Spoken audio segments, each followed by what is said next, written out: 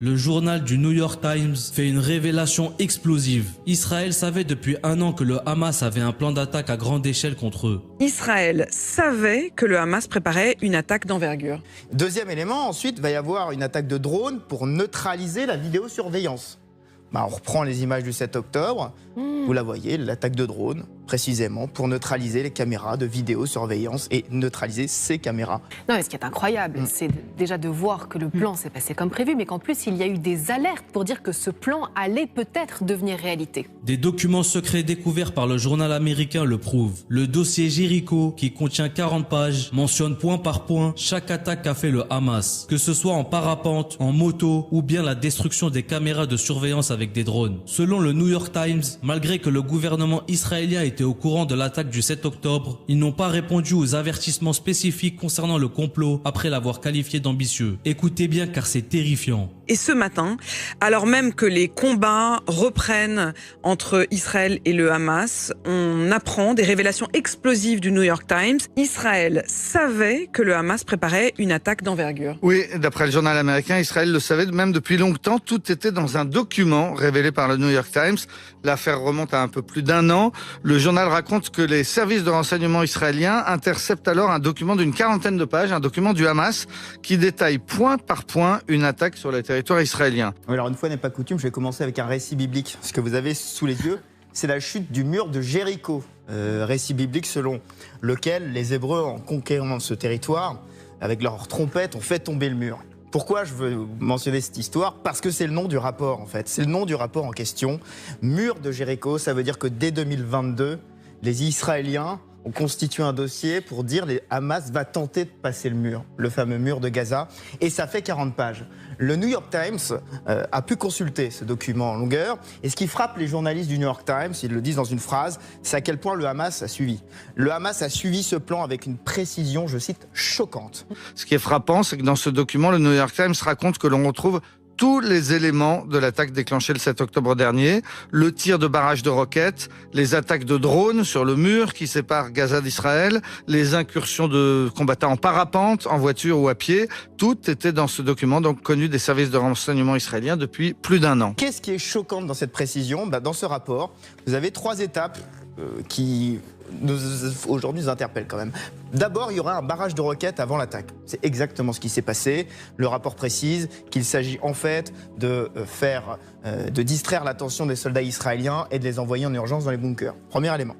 Deuxième élément, ensuite, il va y avoir une attaque de drone pour neutraliser la vidéosurveillance. On reprend les images du 7 octobre. Vous la voyez, l'attaque de drone, précisément, pour neutraliser les caméras de vidéosurveillance et neutraliser ces caméras. Et puis, l'attaque, le franchissement du mur, parapente, moto et à pied. On reprend les images du 7 octobre, parapente au niveau notamment du fameux festival de musique, les motos qui ont franchi le mur, on a tous les images en tête. C'est frappant. Eh bien, le journal américain explique, preuve à l'appui, que l'analyste qui a intercepté ce document n'a pas été pris au sérieux par sa hiérarchie. À l'époque, ses supérieurs lui auraient expliqué que ce n'était pas possible d'affirmer que ce plan ait été validé par la direction du Hamas. Mais quelques mois plus tard, le même analyste revient à la charge. Il alerte une nouvelle fois sa hiérarchie parce qu'un exercice militaire dans la bande de Gaza ressemble curieusement à ce fameux document de 40 pages baptisé le mur de Jéricho. Le New York Times explique qu'un colonel de la division militaire a une nouvelle fois balayé les alertes. Pourtant, cet analyste a insisté. Il a dit qu'il ne s'agit pas d'une guerre. Il s'agit d'une guerre et non pas juste d'une attaque contre un village. Mais une nouvelle fois, il n'a pas été pris au sérieux. On sait que l'armée israélienne a été complètement prise par surprise le 7 octobre. Je dirais que l'un des détails les plus troublants, c'est la première phrase de ce rapport qui est cité par le New York Times. La première phrase est en fait un verset du Coran. Verset 23, sourate 5, Al-Maïda. Surprenez-les en passant par la porte. Et si vous y parvenez, vous serez sans doute les dominants. Ce qui est frappant, c'est que c'est exactement le verset repris par la communication du Hamas juste après les attaques du 7 octobre, notamment dans leur communication sur les réseaux sociaux. Vous voyez, rien que le refrain, il est déjà presque anticipé. Ça va encore plus loin, parce que le rapport affirme qu'il y a peut-être eu des fuites. Le Hamas dispose d'informations détaillées sur les localisations et les effectifs de l'armée israélienne. Je vous rappelle qu'on est en 2022. En 2022, le rapport parle d'une base qui sera ciblée prioritairement, la base de Reim. Et évidemment, je vous le donne dans le mille, base de Reim, 7 octobre, l'une des premières bases qui sera prise et attaquée par les terroristes. Non, mais ce qui est incroyable, c'est déjà de voir que le plan s'est passé comme prévu, mais qu'en plus, il y a eu des alertes pour dire que ce plan allait peut-être devenir réalité. Oui, alors le récit qui est assez fou, c'est le récit de juillet 2023, donc c'était 3 mois avant l'attaque. Une analyste expérimentée de l'unité 8200 qui est en charge de surveiller ce qui se passe dans la bande de Gaza. Elle envoie un mail à l'ensemble des officiers au mois de juillet, le 6 juillet précisément. Entraînement intensif qui correspond entièrement au document du mur de Jéricho.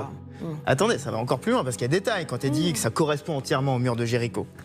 L'entraînement incluait donc un exercice de tir contre l'aviation israélienne, la prise d'un kibbutz et d'une base militaire en tuant les cadets.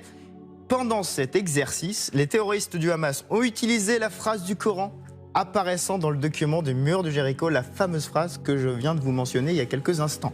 C'est assez frappant et pourtant la hiérarchie répond. C'est un colonel d'une division en charge de la zone de Gaza. Scénario totalement imaginaire.